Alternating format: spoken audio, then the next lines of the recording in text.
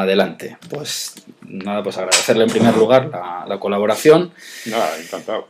Y bueno, ya con lo que hemos hablado hace un momentín, la cuestión sería, ¿qué visión tiene usted del llamado exilio interior? Si puede utilizarse esa expresión. Bueno, yo creo que es un camelo, dicho Un así camelo. en dos palabras, ¿no? Los supuestos exiliados interiores estaban en España, vivían bien en general, estaban muy acomodados en el régimen, podían escribir la mayor parte de ellos, no tenían ningún problema, ¿no? Se creó un poco la imagen de que debido a la censura tenían que reprimirse muchísimo, entonces todo el mundo estaba expectante a la caída del franquismo a ver las obras maestras que habían sido, y no, ni una sola obra maestra, ¿no? Inexistentes, ¿no? Es un cuento, uno de los muchos cuentos que se han inventado para muchos como una manera de hacer carrera, es decir, de presentarse en la nueva situación como unas víctimas, unos represaliados, en fin, ¿no? Es un camelo, a mí me parece muy poco decente, además, ¿no?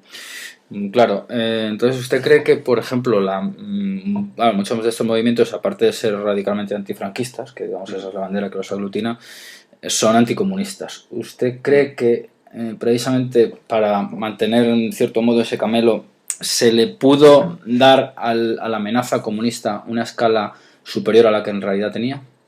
Bueno, ellos eran anticomunistas, pero poquito. En general estaban muy dispuestos a aliarse con los comunistas o con los socialistas o con quien fuera, ¿no? Digamos que no habían sacado una conclusión de la guerra civil y de la historia anterior, ¿no? Es algo que todavía pervive, unas versiones muy endebles, muy tópicas, muy faltas de base, ¿no? Sobre lo que ha sido la historia de España en el siglo XX y en particular en los años 30. Y bueno, realmente me parece que eran más bien en el aspecto político unos cantamañanas, ¿no? Y esto se ve bien por ejemplo, ya que vamos a hablar de lo de Múnich, yo lo relaciono con las huelgas que hubo en el 62. En el 62 hubo una inesperada escalada de huelgas, pequeñas para lo que puede ser hoy, pero que eran importantes entonces, ¿no? A partir de... se extendieron desde Asturias a Galicia, a Vascongadas, a Madrid, etcétera, ¿no? Entonces yo creo que estos personajes creyeron que el régimen estaba en las últimas, o sea que pronto habría un cambio de régimen, ¿no? Es una cosa que ocurrió ya en varias otras ocasiones, como sobre todo en el año 44-45, cuando casi todos estos analistas políticos creían que el régimen de Franco iba a caer con Hitler, ¿no? Entonces, ahí probablemente, bueno, yo he leído y usted me lo confirma que la CIA intervino. Es decir, para USA el problema de España era que no hubiera que a la caída del régimen de Franco, que no hubiera grandes problemas y que no se aprovecharan de ello los comunistas. Y creo que esa fue la base de todo. Sin embargo, estos personajes pues no eran personajes irrelevantes políticamente. Eran gente con muy poca, sin ninguna representatividad, y que eran en buena medida aventureros de la política. Creían que ante una situación crítica que en realidad no se produjo en absoluto, ellos podían llevarse el gato al agua de alguna manera, ¿no? Esto es una tradición ya en cierta derecha, porque parte de ellos era derecha, ¿no? Sí. Derecha e izquierda suave española, ¿no? Que ya se vio, por ejemplo, cuando Primo de Rivera no vacilaron en intentar la alianza con aquellos que habían destruido la Restauración, precisamente, y con los separatistas y con los terroristas anarquistas, ¿no? Les daba igual, con tal de acabar con Primo de Rivera, ¿no? Luego esto se dio con Azaña. Azaña llegó a diseñar una estrategia verdaderamente absurda, según la cual él y los suyos, que eran una inteligencia republicana, como él los llamaba, iban a hacerse con el poder y a desarrollar una nueva España sin raíces con el pasado, sí. Y una nueva España manejando a lo que llama las fuerzas, como le llamaba, tenía una expresión muy graciosa, en definitiva, a los sindicatos, ¿no? Que los llamaba como masas populares en un poco brutas o algo así, en la brutalidad de su instinto o algo así, ¿no? Él creía que iba a manejar a los sindicatos y, por supuesto, fue arrastrado por ellos, ¿no? Esto habría pasado aquí otra vez. Sí. Además, no tenían ni idea o querían olvidar la historia del Partido Socialista. El Partido Socialista en España fue más radical, más demoledor que el propio Partido Comunista. Entonces, creo que era una cosa completamente mal planteada. Para la CIA, para USA, ¿no? Pues era una manera de buscar una salida que no fuera pasar del franquismo a un Estado revolucionario, un régimen comunista o algo por el estilo. Era eso. Pero claro, los elementos aquellos no representaban nada, ¿no? Y afortunadamente no llegaron a nada. ¿Y las fuentes que usted... ¿En qué fuentes ha localizado usted esa mano de la CIA? Bueno, hay un libro no me acuerdo quién es ahora, yo para recordar nombres soy fatal, ¿no? Un libro bastante voluminoso sobre la acción de la CIA en la acción cultural de la CIA. Acción cultural. Creo que es de una autora, pero no me acuerdo ahora. ¿Saunders puede ser? Puede ser, no lo sé. O sea, así de pronto tendría que consultar, pero vamos, allí lo vi, ¿no? Que hablaba de cómo la CIA se había infiltrado, había llevado una actividad cultural muy intensa, ¿no? Infiltrándose y dirigiendo y dando fondos a una serie de grupos. Cosa que por otra parte es lógica, es decir, sí. La izquierda lo plantea como un horror, ¿no? Pero bueno, es lo que hacían los comunistas y era obligado a hacerlo, ¿no? Sí, es un contrapeso a la acción comunista en torno a la cultura. ¿no? Y es normal, ¿no? O era normal. Pero claro, aquí en España mi impresión es que la CIA tenía una idea muy tópica y muy falsa de lo que pasaba en España, a pesar de lo que se dice. Yo recuerdo haber hablado con Ortí Bordas, que en su libro sobre la transición y tal, pues cuenta cómo la CIA contactó con él, etcétera, y él llegó a la conclusión de que la CIA tenía unas ideas verdaderamente absurdas de España, de la situación y de lo que pasaba. Cosa que yo estoy de acuerdo que debió de ser así, ¿no? Y bueno, y lo tenemos en ese montaje que se hizo. Un montaje que era un poco al estilo del Pacto de San Sebastián. O sea, quería, en su intención, yo creo que iba por ahí, crear una nueva agrupación de fuerzas sin fuerza, este es el problema, de fuerzas para dirigir un proceso que no cayera en manos comunistas. Ya. Y bueno, vamos a ver, yo he leído un libro que tengo por aquí, que es el de Sergio Vilar, no sé si le suena a este autor. Sí, Sergio claro, Vilar. Claro.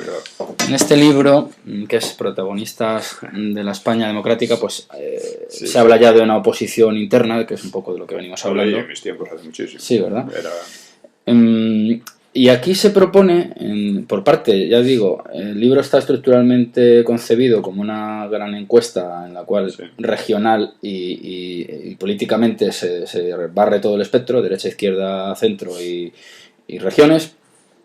Entonces muchos de ellos, o una amplísima mayoría, a mí me ha sorprendido, apuestan, este libro está escrito a mediados de los 60, por la salida federal. ¿Qué se entendía por federal en ese contexto? ¿O era una confusión? Era una confusión. Cuando se habla de federalismo en España es de ese tipo de palabras en que cada cual puede entender lo que quiera, ¿no? El federalismo es una tradición de origen en gran parte anarquista en España, que ya se mostró su efectividad en la Primera República. Luego, de otro modo, en fin, corrigieron un poco en la segunda con las autonomías. Bueno, la autonomía de Cataluña fue la única, ¿no? Y realmente parte de una idea... Todo esto, en mi opinión, parte del fracaso del 98. El fracaso del 98 crea una enorme crisis psicológica e ideológica en España, ¿no? En la que se pone en cuestión de manera equivocada pues todo, la historia, etc. Yo creo que la Restauración fue un régimen que debió haber durado, pero registró la deserción de los intelectuales, el ataque absoluto de los socialistas, de los anarquistas, de los separatistas, etc., y terminó cayendo y al final dio lugar a la Guerra Civil después de la República. Bueno, pues esto creó una serie de ideas, en mi opinión completamente falsas, sobre la historia de España y sobre las soluciones a dar a los problemas que entonces había. Y esta gente pues representa eso. En definitiva, sigue representando el 98. Y hoy día pasa lo mismo. no han aprendido la historia, ¿no? Hace poco escribí un libro, España contra España, que un poco expongo un poco la génesis de todas estas ideas, ¿no? Lo conozco. Bien, pues entonces yo pienso que quizá le voy a dar un par de nombres y nos podemos meter en Múnich. Por cierto, esto era un libro por cuenta del Partido Comunista, para que yo recuerde, ¿no? Era un cuenta del Partido Comunista para contactar en toda España con gente que pudiera apoyar aquello que llamaban Pacto por la Libertad y cosas de estas. Bueno, tengo idea, ahora no es la idea exacta, ¿no? pero bueno, es un libro un poco ambiguo en ese sentido. ¿Sí? ¿Sí? Sí. Oye, luego te llamo, que no puedo ahora, ¿vale? Perdona, hasta luego. Trabajo. Bueno, vamos a ver. No es exactamente eso. En realidad es un libro auspiciado por estas organizaciones, pero el personaje de Vilar pues es un personaje cambiante, porque también se incorpora en el PC, pero bueno, en fin. Claro, yo me quedé con la impresión cuando leí que era algo de eso. Es que hubo esa interpretación también. Es un libro en ese sentido quizá un poco ambiguo, ¿no? Se trata de aglutinar fuerzas que podría. Desde luego. Entonces, por otra parte, hay que decir que todas estas fuerzas y este antifranquismo quedó bien retratado cuando vino Solzhenitsyn a Madrid. Ajá. Sí, pues extiendes un poquito. Quedó perfectamente retratado. Solzhenitsyn vino aquí meses después de la muerte de Franco y fue entrevistado en la televisión y, claro, lo que hizo fue explicar claramente la diferencia entre un régimen autoritario y un régimen totalitario. Él explicó lo que era la Unión Soviética, explicó la gran libertad que había en España entonces, ¿no? Comparado con la Unión Soviética, claro, no en otro sentido. Y esto sublevó completamente a toda la oposición antifranquista, pero no solo a los comunistas, los más radicales y los más duros fueron gente, pues, cristianos progresistas o ligados al cristianismo progresista, como Benet, entonces, en la revista Cuadernos para el Diálogo. Juan Benet. Cuadernos para el Diálogo, era la revista, pues eso, del sector progresista de la Iglesia, embarcado en el diálogo con el marxismo, etc. Bueno, llegó a decir que, bueno, que había sido un error que dejaran salir a Solzhenitsyn del Gulag, que ese tío tenía que haber seguido allí para siempre. Eternamente. ¿No? Pero hay una serie, o sea, la entrevista a Solzhenitsyn desató una serie de invectivas e insultos y ataques en todo el ámbito antifranquista. Y ya digo, los más duros muchas veces no eran los comunistas, sino otros. Eso era la oposición antifranquista que había. Muy bien. Pues le voy a dar un par de nombres relacionados. Julián Gorkin. Julián Gorkin. Bueno, tiene una historia interesante y escribió denuncias interesantes del comunismo, etcétera, ¿no? Pero yo creo que estaba completamente desligado de la realidad española. Creo que no. Sus análisis, opiniones, ideas como las de... son muy interesantes como crítica al comunismo, desde luego. Pero como análisis de la situación en España yo creo que no van a ningún lado. ¿Ignacio Iglesias? Ignacio Iglesias ahora mismo no lo identifico. Bueno, está más o menos en una línea parecida. Bueno, ya nombres mucho más comunes. Podemos tratar sobre ellos o tratar sobre Múnich. Aranguren, Tierno, Tamames. Sí. ¿Qué podemos decir? Pues, hombre, yo creo que Aranguren y Tierno pues eran intelectuales de mediana importancia, sin ser desdeñables, tampoco eran lo que intentó crearse luego, como intentó pintárseles luego, ¿no? Por interés político, ¿no? Y venían a ser nuevamente ese tipo de intelectuales que se meten en política sin saber mucho de política, sin apreciar mucho lo que realmente había, ¿no? Tierno, bueno, Aranguren simplemente se dedicaba a hablar. Tierno intentó crear un partido que hiciera de contrapeso al Partido Socialista del exterior, ¿no? Lo llamó del interior ya a propósito, ¿no? Y bueno, era moderado, era muy ambiguo, no se sabía nunca por dónde iba, incluso con su propia biografía se la inventó. Entonces son personajes más bien pintorescos. Tamames, pues todo el mundo sabía que era comunista. Tamames, Castilla del Pino, Sacristán, etcétera, eran un poco las figuras intelectuales del comunismo en España, ¿no? Bueno, Tamames ha tenido la oportunidad de ir evolucionando y yo creo que ahora no piensa nada como pensaba antes. Yo creo que si fuera sincero reconocería que el franquismo fue una cosa muy buena para España porque nos libró de unos peligros terribles. Bien, entonces pues yo creo que podríamos, ya que usted eso sí que lo conoce bastante, hablar del famoso contubernio. Bueno, el contubernio fue lo que dije ya antes, en mi opinión. Fue la respuesta a una situación que muchos creían crítica del franquismo, ¿no? Hay que tener en cuenta que, por una parte, aunque el exilio interior fue un cuento, en cierto sentido fue una realidad. Ellos estaban exiliados de la realidad española. Es decir, lo que decían y lo que pensaban sobre lo que estaba ocurriendo no tenía que ver con la realidad. Como si fueran esquizofrénicos casi, ¿no? Sí, algo políticamente así, hablando. algo así. Y llevaban tiempo, claro, muchos pues pensando que el régimen tenía que caer de una vez y que ellos podían jugar un papel importante. Bueno, esto, ¿cómo diría? O sea, eran gente, bueno, ya dije antes, eran aventureros de la política en realidad. Eran aventureros en el sentido de que no tenían idea de la realidad, no tenían idea del significado de la historia anterior, ¿no? Y pensaban que, aparte, como han pensado aquí muchas veces la oposición, o sea, cuando llegó el año 44, mucha gente aquí creyó que iba a venir alzada sobre los tanques norteamericanos, ¿no? Y se lo creyó. Naturalmente se llevó un chasco. Y aquí un poco lo mismo. Pensaban que la presión exterior iba a ser muy fuerte, junto con la idea de que las huelgas y tal mostraban una tendencia. Porque además, fuera de España, no hay que olvidar que fuera de España las informaciones que daban desde la BBC, Radio París, etcétera, y la prensa, eran completamente demenciales a veces, ¿no? O sea, eran informaciones que a los que no vivieran aquí, pues les podían convencer, ¿no? Y a los que vivieran aquí, muchos de ellos querían convencerse.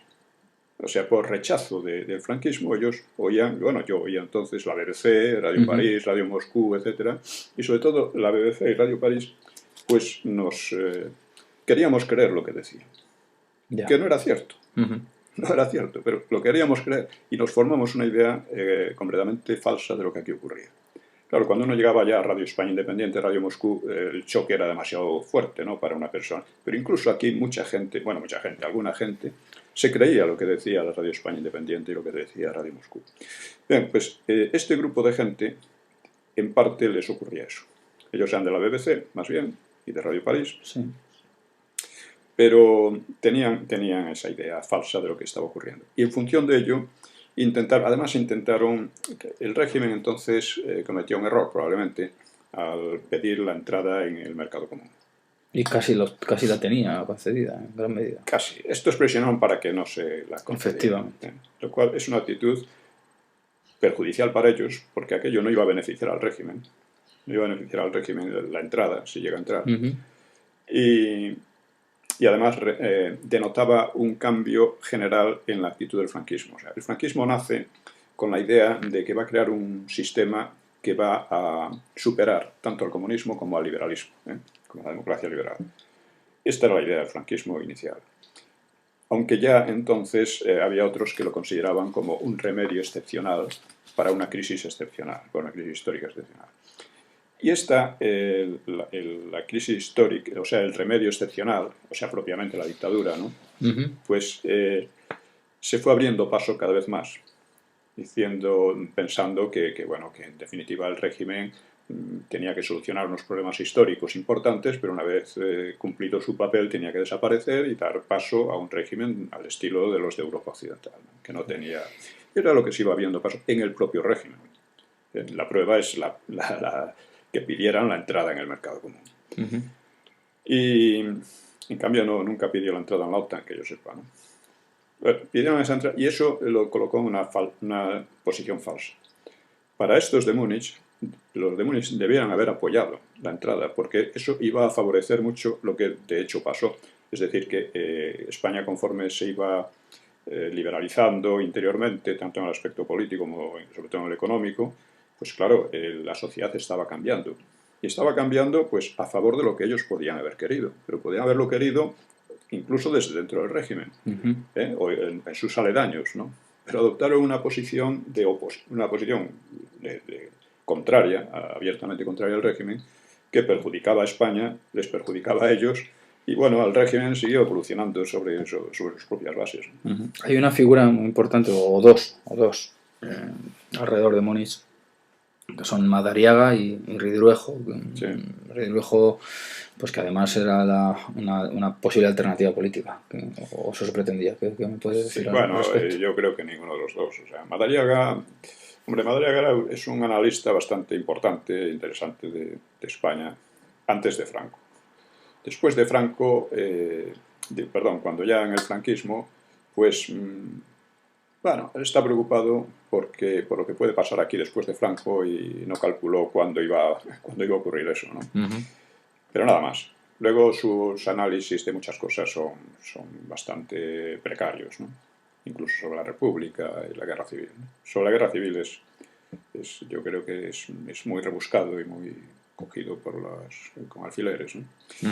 En cuanto a Ridruejo, pues la evolución de Ridruejo es muy interesante, pero no representaba absolutamente nada. Ridruejo era una figura que estaba ahí por sí misma, tenía un valor moral más que político. Políticamente evolucionó desde el filonazismo hasta una posición socialdemócrata. No desarrolló una teoría propia de algún fuste, ¿no? Sobre política, me refiero. Ningún análisis verdaderamente serio, ¿no? Sino simplemente él se arrepintió mucho de lo que había hecho en su juventud.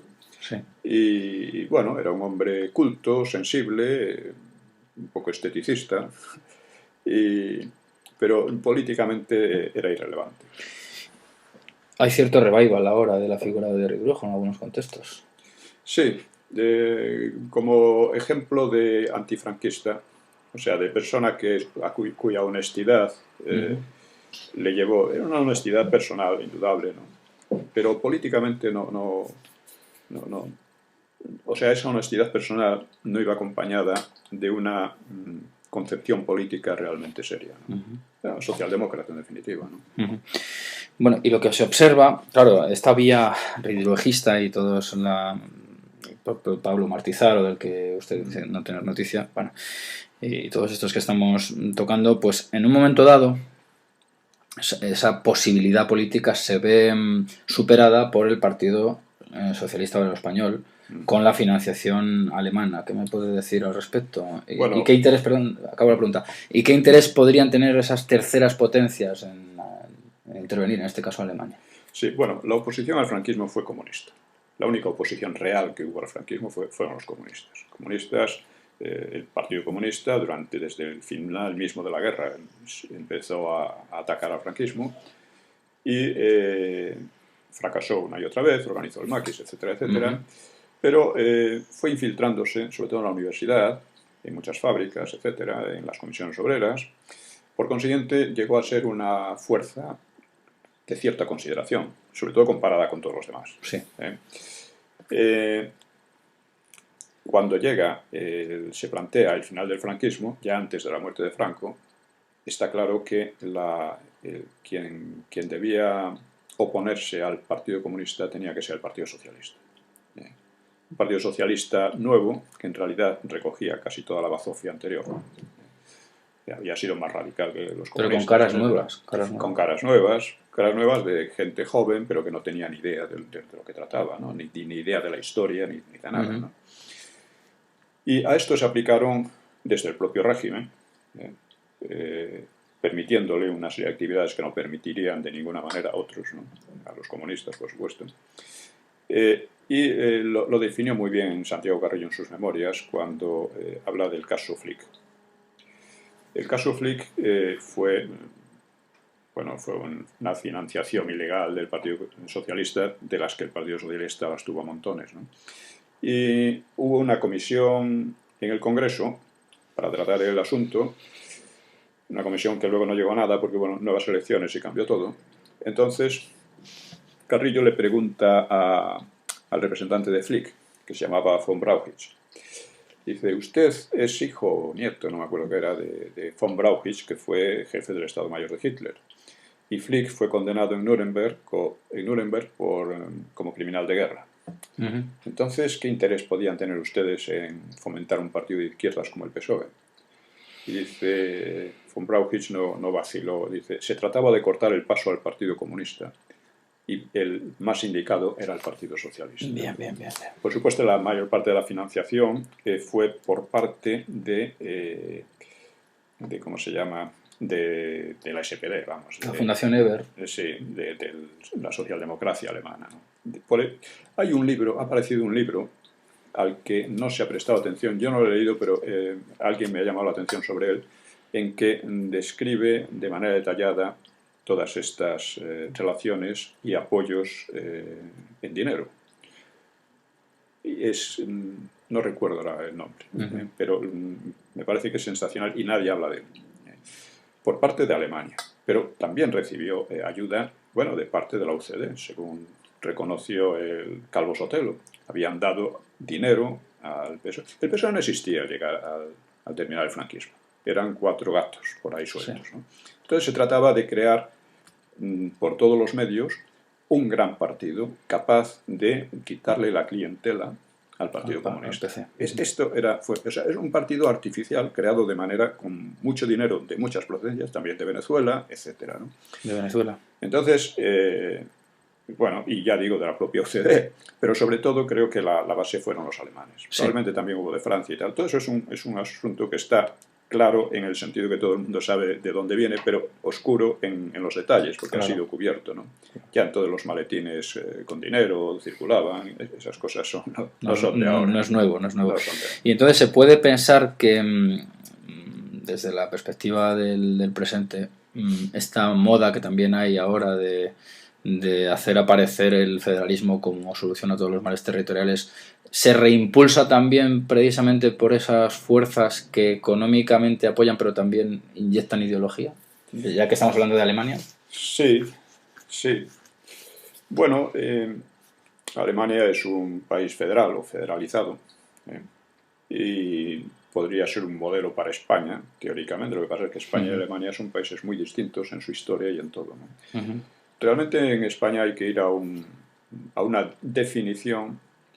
Bueno, vamos a decir, el Estado de las Autonomías es de hecho un Estado federal, con la diferencia de que es un Estado federal sin fin.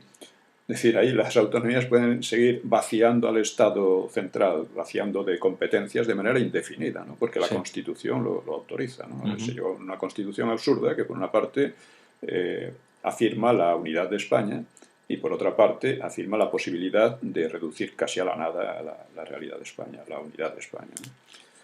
Bueno, eso puede tener muchas variantes. Una de ellas es la federalista. Un Estado federal, en principio, pues es un Estado que reúne cosas que estaban separadas, pero España está unida desde siempre, ¿no? Muchos siglos, ¿no? Entonces, es una cosa que viene relacionada también históricamente pues, con el anarquismo. El anarquismo siempre ha sido muy federalista.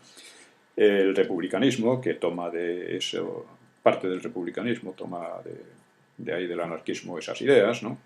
O sea, el republicanismo llegó a ser muy parecido al anarquismo en España, ¿no? Y eso, pues, como por desgracia no se ha aprendido bien de la historia, no se ha hecho un análisis un poco riguroso de lo que había, de las necesidades del país, etcétera, pues se está llegando a esta situación de descomposición nuevamente. El federalismo significa descomposición. Para un país como España, para otros países no, pero para un país como España significa descomposición. Además, en la propia Alemania la tendencia es a que el poder central sea cada vez más fuerte. Están recentralizando, ciertamente. No es a la dispersión, pero aquí todo el mundo quiere la dispersión. En gran parte, bueno, todo el mundo, toda esta gente, ¿no? En gran parte porque crea una serie de clientelas, una serie de caciquismos locales, de posibilidades de corrupción y de manejo, y en realidad yo diría que el federalismo sería en España la institucionalización de la corrupción, entre otras cosas. Por volver de nuevo a los 60, algunas veces en la documentación que yo he ido consultando aparece ETA, aparece la Iglesia, sobre todo, más que ETA. Y tampoco se le ve, se ven pues relaciones con ellos, vigilancia, se están moviendo pues todos mirándose entre ellos. ¿Qué papel juega la Iglesia en esta en la constitución del Estado actual, de que podemos situarlo en los 60, incluso la propia ETA? La Iglesia juega un papel fundamental. Es decir, la verdadera oposición al franquismo, quiero decir, la oposición verdaderamente peligrosa para el franquismo fue la Iglesia, a partir del Concilio Vaticano II.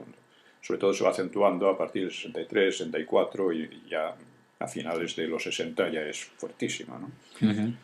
Y no es toda la Iglesia, pero es una gran parte que además está apoyada por el Vaticano, es decir, es la parte dirigente de la Iglesia, ¿no? Y bueno, podríamos,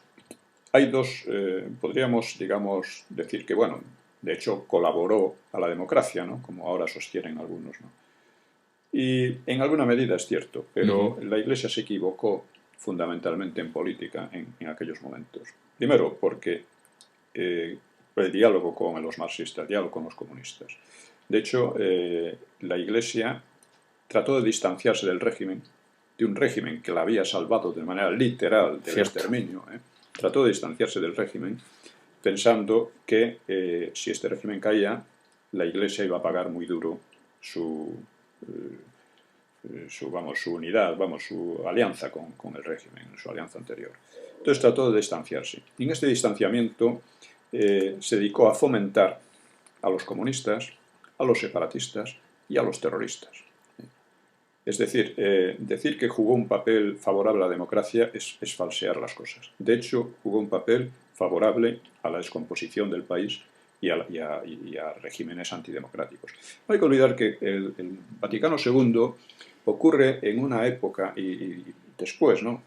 Ocurre en una época en que parecía que el sistema demócrata liberal en el mundo iba a entrar en una crisis posiblemente irreversible, porque la expansión del comunismo fue una cosa tan espectacular que en solo 70 años, o menos, 70 años, 50 años, 45 años, se hiciera con el control de un tercio de la humanidad, que en Vietnam estuviera derrotando prácticamente a la superpotencia número 1 del Occidente. Claro, eso a mucha gente le hacía creer que las cosas iban por ahí y que había que adaptarse. Lo del diálogo con el marxismo iba en esa dirección. Hay que adaptarse a una situación en la que posiblemente la democracia liberal caiga, porque además todo esto iba acompañado en los propios países,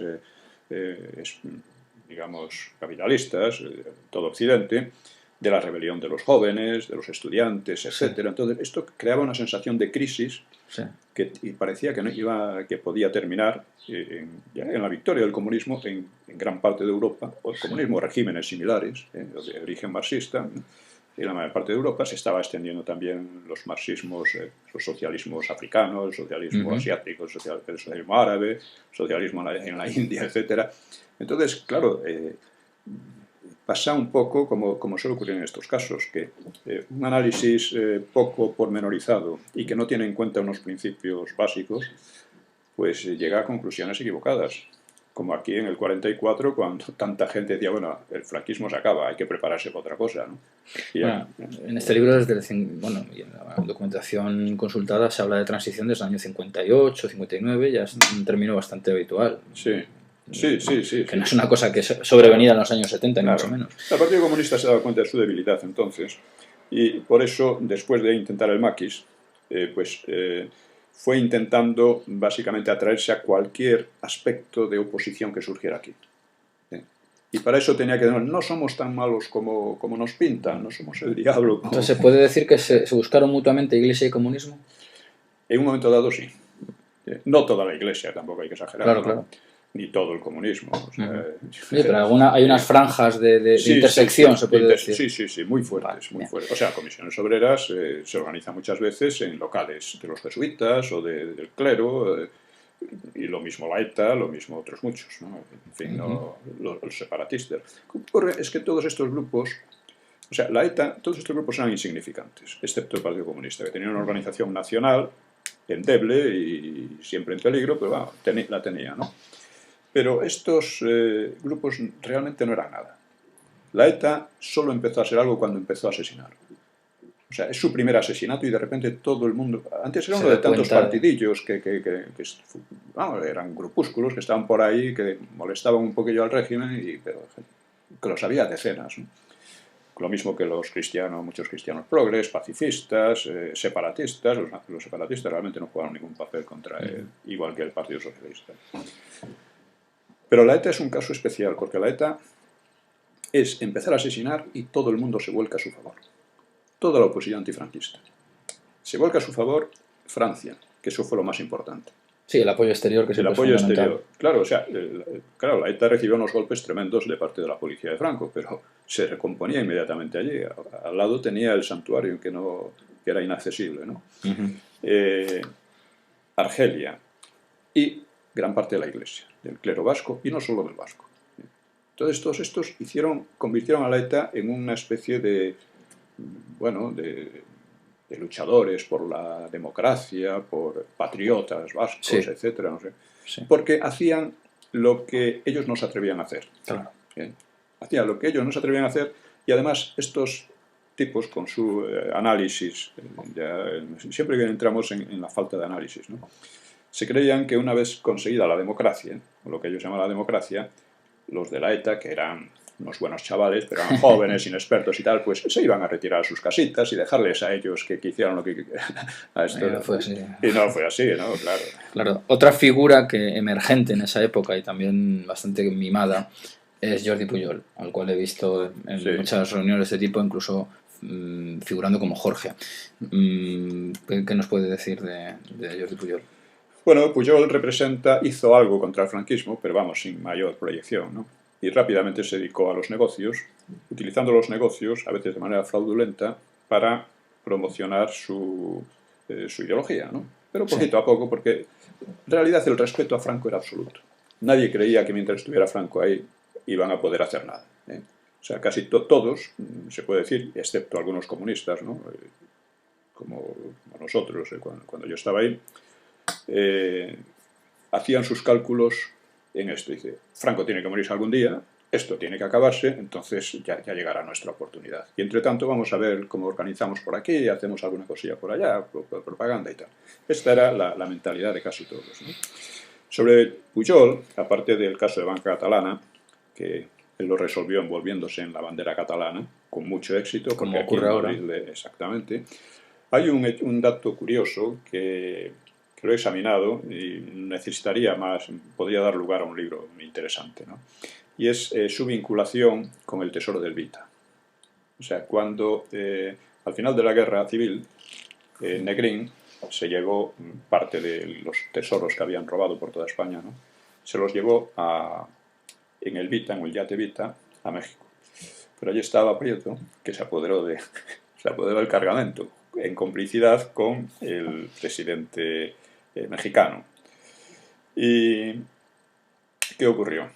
Pues hay una serie de cartas cruzadas entre Prieto y Negrín en las que se ponen verdes, que Negrín le reclama la pasta, y el otro dice que ni hablar, que Negrín es el responsable de la derrota en la guerra. Claro. Negrín le dice que no, que él hizo todo lo que pudo, pero que le estuvieron fastidiando gente como Prieto y cosas así, ¿no? Es un intercambio maravilloso, ¿no? Eso estaría bien que lo he comentado en los mitos de la guerra civil y en otros sitios, ¿no? Por ahí, sí, está ahí. Es decir, lo dicen ellos todo, ellos lo reconocen todo. Bueno, pues el Tesoro del Vita fue administrado por varias personas, Prieto, no me acuerdo ahora quién era el otro, y otro que era un separatista catalán de la Esquerra, que ¿cómo se llamaba? Era uno de los fundadores de la Esquerra, que casualmente en la transición aparece como uno de los fundadores del Partido Socialista de Cataluña. O sea, ahí se ve probablemente un manejo de los separatistas para hacerse con el control del movimiento obrerista, ¿no? De comisiones, de la UGT, etc., ¿no? Y bueno, pues este señor, ¿cómo se llama? Abelló creo que se llamaba así.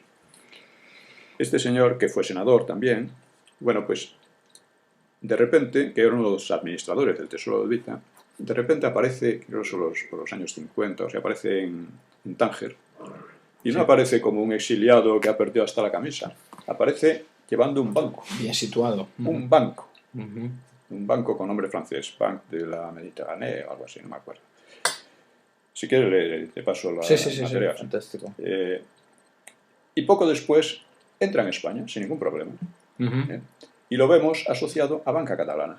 Qué casualidad, qué casualidad. Bueno, pues entonces, como usted ha citado un dato biográfico, ¿cómo percibió usted en aquel entonces su activismo y la situación, ¿no? Bueno, en ese contexto, como activista interno? ¿Cómo se percibían? ¿Qué planes? ¿Qué expectativas había? Lo que quiera contarnos. En el 62 tenía 14 años. No, me refiero en su actividad antifranquista, me refiero, en general, no localizada. ¿Al contubernio de Múnich? No, su actividad en su juventud. Bueno, nosotros en principio... porque es un tema comentadísimo. Yo entré en el Partido Comunista de Carrillo. Llegado un momento me pareció que era muy revisionista. Claro, se le hacían críticas, ¿no? Porque había dudas. El Partido Comunista trataba de aliarse con sectores como los Areilza, con los Satrústegui, con toda esta gente, ¿no? Y nosotros, algunos, dentro del partido, pues planteábamos críticas diciendo a ver si son ellos quienes nos manejan a nosotros y no al revés, ¿no? Porque la postura de Carrillo era que esta gente sería arrastrada por el movimiento obrero, que no podían oponerse. Lo decisivo era quién llevaba el movimiento obrero, ¿no? Bien, en un momento dado, pues por casualidades de la vida, pues contacté con unos que venían de París, del Mayo francés de París, que se había formado un grupo que intentaba reconstruir el Partido Comunista, considerando que el Partido Comunista de Carrillo había traicionado los principios, ¿no? Y el nuestro era mucho más radical, por supuesto. Planteábamos una revolución socialista, planteábamos que era necesario atacar al franquismo por todos los medios, legales y ilegales, cosa que también el Partido Comunista lo planteaba, aunque de manera tácticamente menos importante. Es decir, para el Partido Comunista siempre los medios ilegales y la violencia fueron modos legítimos, ¿no? Legítimos y necesarios, ¿no? Sí. Pero en aquel momento prefería otros porque lo que buscaba era atraerse a todo por ejemplo, como en la Asamblea de Cataluña, atraerse a una multitud de grupillos, de grupúsculos y de personajillos que no representaban nada, pero que, bueno, le servían para dar la impresión de que era un movimiento democrático, un movimiento más amplio que el comunista, ¿no? Nuestro punto de vista, ya una vez en la OMLE, que luego se transformó en el PCR y desarrolló el Grapo como una manera de atacar de manera más eficaz y revolucionaria al régimen fascista. Bueno, nosotros era fascista sin más. Sí, esa es su perspectiva de la época, eso es lo que yo le quería claro. pedir. Es decir, en el partido, a raíz del... O sea, en el movimiento comunista internacional hay un choque en los años 60, principios de los 60, de los... fundamentalmente llevado por China y Albania, contra la política de Khrushchev. Política Khrushchev que era... el ataque a Stalin, etc. Entonces estos decían, lógicamente, que si usted ataca a Stalin, está atacando a la historia real del movimiento comunista, déjese de cuentos, ¿no? Sí. Y que eso no puede ser porque eso, vamos, conduce a negar la razón y la importancia del movimiento comunista. El choque fue muy agrio, ¿no? Y una de sus manifestaciones fueron escisiones que hubo en muchos partidos comunistas y creación de nuevos partidos contrarios a los partidos pro-Moscú. Se los llama los prochinos. De ellos había muchos en España, ¿no? Ahora bien, el nuestro era, yo creo, el más radical y el más consecuente, ¿no? Gran parte de estos grupos que había por aquí prochinos eran palabrería pura. De hecho, yo hablé una vez con uno ¿cómo se llamaba? General... O sea, posible para los nombres, es una cosa terrible, ¿no? Que llevó la Dirección General de Seguridad durante muchos años, o sea, la política represiva del franquismo, vamos a decir. El general fue coronel mucho tiempo, luego general. Bueno, lo hablé con él poco antes de que muriera, ¿no? Y le dije, pero ustedes, una cosa curiosa que le voy a decir, pero ustedes no tenían idea de nosotros, ¿no? Dice, no, el enemigo era el Partido Comunista. El Partido Comunista era la obsesión. Era el más visible y el más amenazante. Sí, y el más importante. Claro. Los otros parecían grupillos que estaban hablando pero no hacían nada, a lo mejor ponían una bombita de vez en cuando, cosas así, ¿no? Y luego la ETA, claro. Pero A nosotros no nos detectaron prácticamente, hasta que ya fue muy tarde.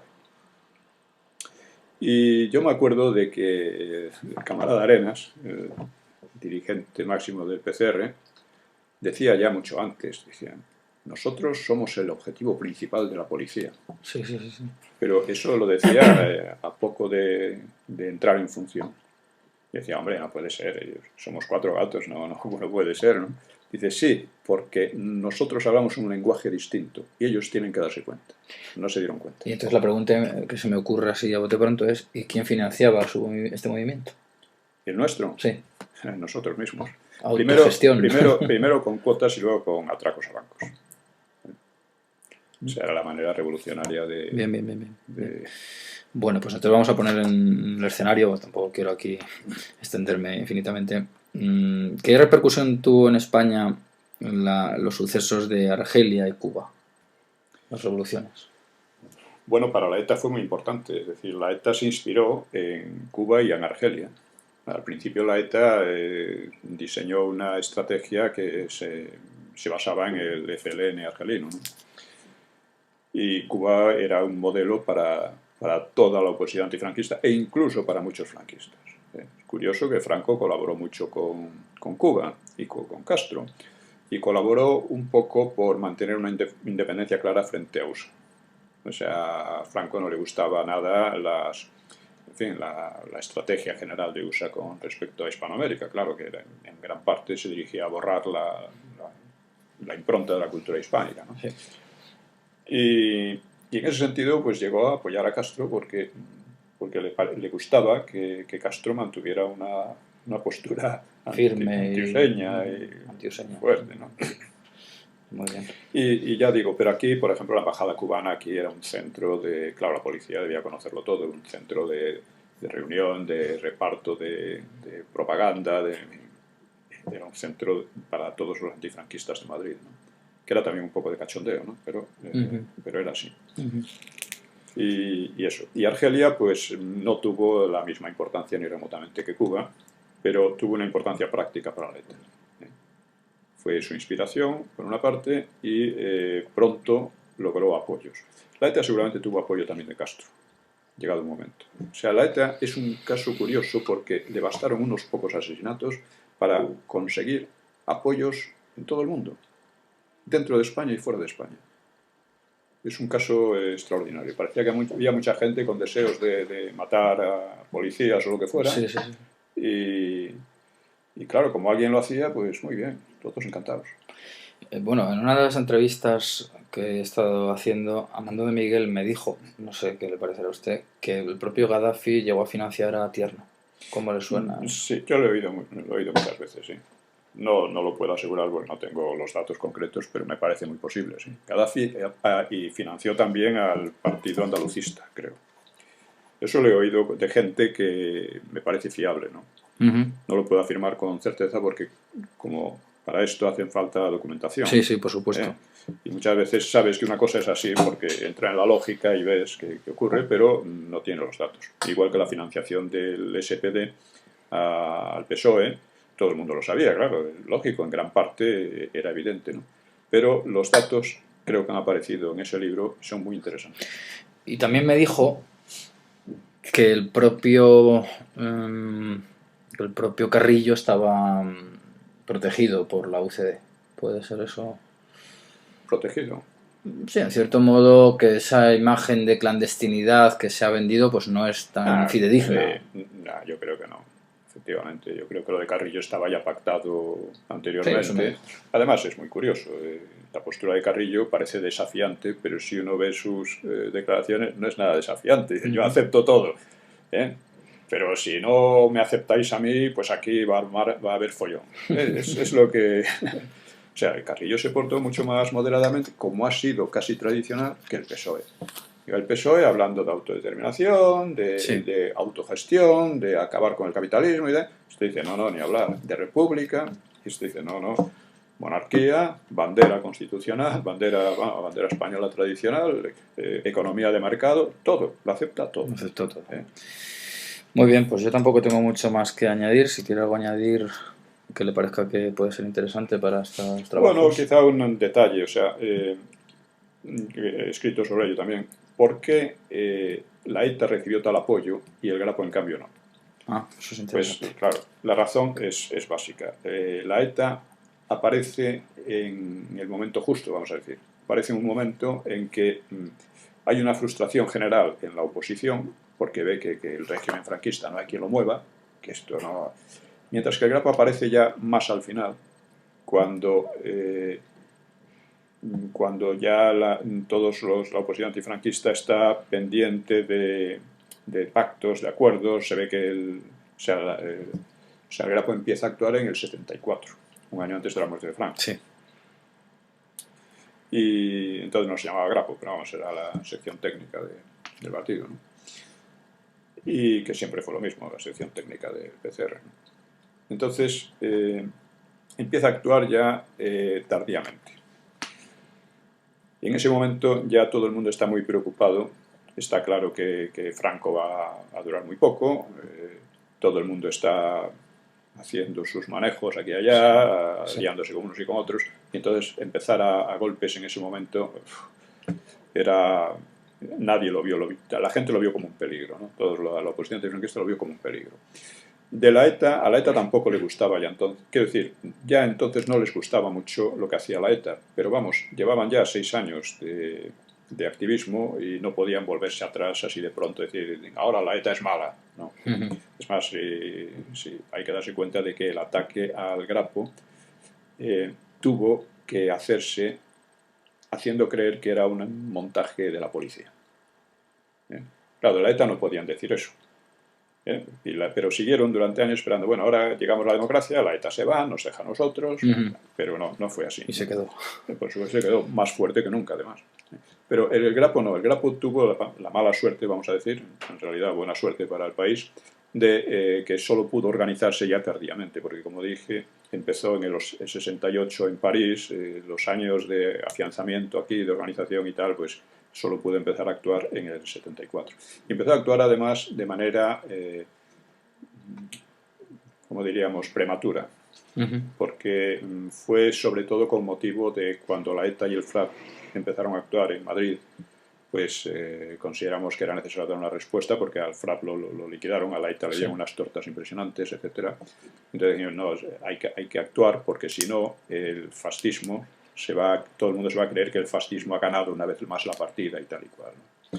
Eso fue, y claro, y sobre todo cuando nosotros no reconocíamos, hay que darse cuenta también de otra cosa, nosotros no reconocíamos el reformismo franquista, no reconocíamos en absoluto. Era el fascismo con otra cara, un montaje, etcétera, en el que participaba Carrillo, participaban estos vendidos, ¿no? Etcétera. Y estos vendidos, al mismo tiempo, jugaban a dos barajas, porque sí, estaban un poco, entraban en la dinámica que había creado el propio franquismo, pero pretendían la ruptura. O sea, aquella locura de negar la legitimidad y el balance de 40 años, saltar por encima de ellos como si no hubieran ocurrido, como si fueran un paréntesis, y enlazar con el Frente Popular, que fue el desastre absoluto. Bueno, esto era la ruptura. Afortunadamente no triunfó en aquel momento, intenta triunfar ahora con la Ley de Memoria Histórica. Eso fue. Y nosotros nos oponíamos de manera radical. Lo que pasa es que la ruptura, afortunadamente, fue derrotada, tanto en el aspecto que nosotros creíamos, con el secuestro de Oriol Villascusa, etcétera, ¿no? Como en toda la campaña de agitación, la huelga general, etcétera, que intentaron montar los otros, la Junta y la Plataforma Democrática, ¿no? Sí. Entonces, eso fue. Para ellos, entonces, nosotros nos convertimos en el enemigo. Claro. En el enemigo. Y como no podían decir, no, son comunistas, porque ser comunista era cosa buena, porque resulta que se creó el mito de que antifranquismo y democracia eran lo mismo, ¿no? Entonces, los más demócratas en España eran los comunistas y la ETA. Eso no lo podían reconocer lo de nosotros. Entonces sacaron toda aquella historia que si eran infiltrados de la policía, que si eran historias de estas, ¿no? Lo cual revela también su debilidad en todos los terrenos, ¿no? Moral, intelectual y de todo tipo, ¿no? Y al final gana el PSOE renovado y con caras nuevas. Claro, eso fue apoyado además es graciosísimo como gana el PSOE renovado a base de hacer trampas desvergonzadas, ¿no? Y como entre ellos, ¿no? Entre ellos, por ejemplo, de dejarles cerrada con llave la puerta a unos, o parar en el ascensor, meter en el ascensor a otro y no dejarle salir, cosas así, ¿no? No, estas historias del PSOE son de lo más tremendo, en el sentido de picaresca, vulgar, ¿no? Una cosa increíble. Y claro, el PSOE además no solo obtuvo una gran cantidad de dinero de todas partes, sino que obtuvo la benevolencia de la prensa. O sea, las campañas de prensa presentando muy bien a Felipe González, al PSOE y tal. O sea, con absoluta independencia de su historia, que nadie conocía ni nadie quería conocer. Claro. Lo que había hecho el PSOE en la historia. El PSOE fue el mayor causante de la guerra civil. Además, con la idea de establecer un régimen de estilo soviético.